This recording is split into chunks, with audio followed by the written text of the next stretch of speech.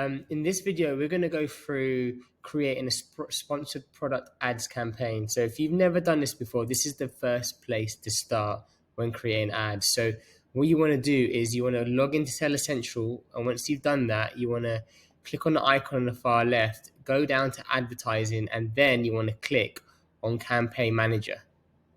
Now, once you've clicked on Campaign Manager, what you want to do is you want to click on Create Campaign. And as you go to create campaign, you have a number of options. So you've got sponsored product ad, which is what we're going to go through now. Sponsored brands and sponsored display, which you need brand registry for. So we'll get into this a little later.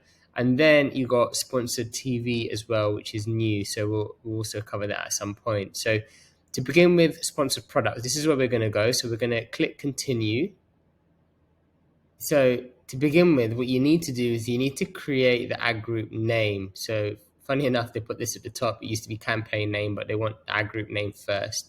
Then you want to select the product that you want to put in. So unless you're doing an automatic campaign where you're allowing Amazon to find relevant products to serve your ads for, we just recommend having one type of product in a campaign, just so you can easily see from a kind of a bird's eye view kind of what's going on in your account with each of the campaigns, and the performance isn't skewed, because one particular type of product could have a certain threshold in terms of how much margin you have. So it's going to have different targets depending on the different products that you have. So ensuring that you have kind of one type of campaign, one type of ASIN or product type in one campaign is going to be quite important. So then once you've done that, you want to then select whether you want to do automatic targeting or manual targeting. So automatic targeting is where Amazon will just review what you have on your listings, and it will serve your ads to terms they think is relevant and other products they think is relevant. So this is a good way to really get a good grasp of what type of terms to target later. So this is more of a kind of discovery campaign. You want to discover what targeting options you have available to you. Now, manual targeting is when you actually select the type of targets you wanna go after. So we're gonna just start with automatic targeting. So you have a default bid which you can put in, and this is the amount you pay per click, or how much you're prepared to pay per click. So it's not necessarily exactly what you'll pay, but it's what you are prepared to pay. Now, you can take it a step further, and then you can break it out too. So if you're going to have a high volume of spend and not many ASINs, we'd recommend just having campaigns around close match, loose match, substitutes and complements, because some are going to perform better than others. So these are the different types you have. Not many people actually break them out. If you have a large SKU count, then you might kind of decide not to go down that route. So you want to then just select, either kind of set a default for targeting all of them, or set a default bid for each of the types of auto targeting that you can do, each of the targeting groups. Nevertheless, when your campaigns do run, it does show you the performance within each group. So if you see that the ACoS is out of control, or there's too much spend going through one group and it's not doing its job, then you can just switch it off at any given point. So then you can also target, you can also add negative keywords on the auto level. So let's just say you found a keyword that works really well within the auto campaigns, and you migrated that into a manual campaign where you're targeting that particular term. You can then go here and exclude that. Or again, if you found certain products or ASINs that you convert really well for, you can add it here and add it so it's excluded from the auto campaign, because you don't want them appearing in two different places. You really want to kind of keep everything as organized as you can. So that's the auto campaign. And then you have different types of bidding strategies. It's advised just to go with down only, so you have more control of your bids. So they're the three options that you have. And then you can also adjust your bids by placement. So, you can ensure that, if you put 20% on top of search, your bids will be 20% more, you'll be prepared to pay 20% more to have your ads appear at the top.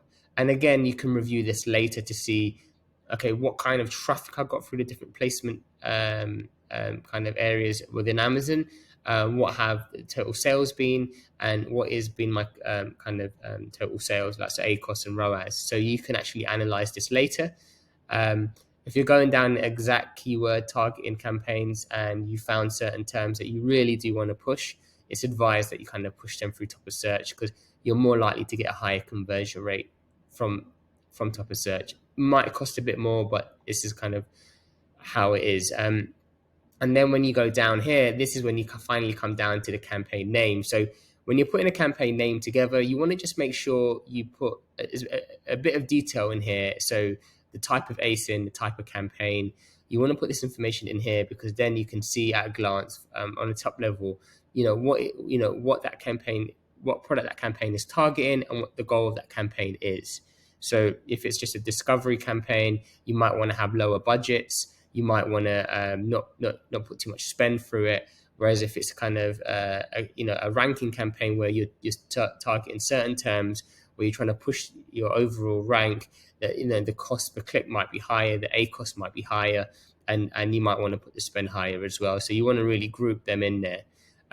Start date needs to be the day that you start the campaigns. You don't advise really putting an end date unless it's kind of a seasonal campaign. You should just go. You can just go in at any given point and pause the campaign, and then you have the daily budget. This is the budget you put in place per day, just to make that clear, not per month but per day. So you put whatever you need to in here, and you can always come back to this and adjust it.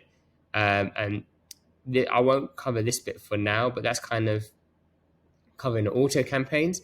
And then we can go to manual campaigns and see the different types of targeting. So there's two types. There's keyword targeting, where you're choosing keywords that you want your ads to appear for, and then there's ASIN targeting, so product targeting, where you can actually target particular products on their detailed page where your ads serve. So here you can, sometimes there's some suggested terms that your Amazoners have put through, or you can actually enter your own list of keywords when you're going through the keyword targeting.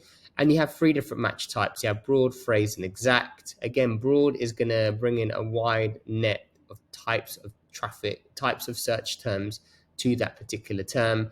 And then exact match is the complete opposite, where it's just going to bring in a very more tight-knitted search terms. So if you want to do ranking campaigns for a particular phrase, this is where you go.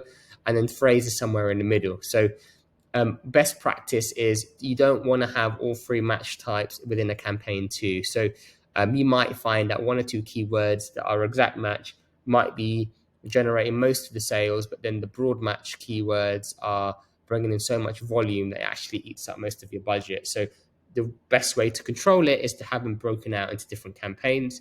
And another thing is you don't want a similar broad keyword running with an exact keyword. So you want to be able to negate those exact terms from broad and phrase. And again, you want to do that on a campaign level. So that's another good reason to break that out.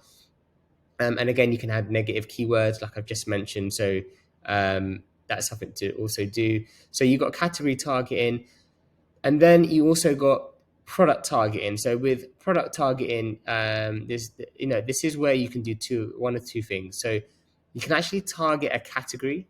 So you can search a type of category, and it's going to bring in, it's going to allow your ads to serve for a whole range of different products within a certain category. Or you can go down the individual product route and actually enter a list of ASINs that are closely matched up to your products. So you might find that there's a bunch of ASINs that have a lower review count or cost more than your product, and you want to focus on them. You can just easily add them into here. So that's kind of what that looks like. And just to kind of give you a visual aid here, so you have when you're creating a sponsored products campaign, you have manual targeting, automatic targeting. And if you want to, within automatic targeting, you can actually go into close, loose, substitutes, and complement campaigns. And then with the manual campaigns, you can go keyword, ASIN, or category targeting. And then within keywords, you have exact, phrase, and broad. So it's really important that when you're creating your campaigns that you have a clear structure. There are some campaigns that we manage where we will have for one particular ASIN an automatic targeting campaign on targeting only close match, another target only loose match, another target only substitutes, and another target only complements. And again, with the manual targeting campaigns, do the same thing for keyword exact, keyword phrase, keyword broad, and then ASIN and then category.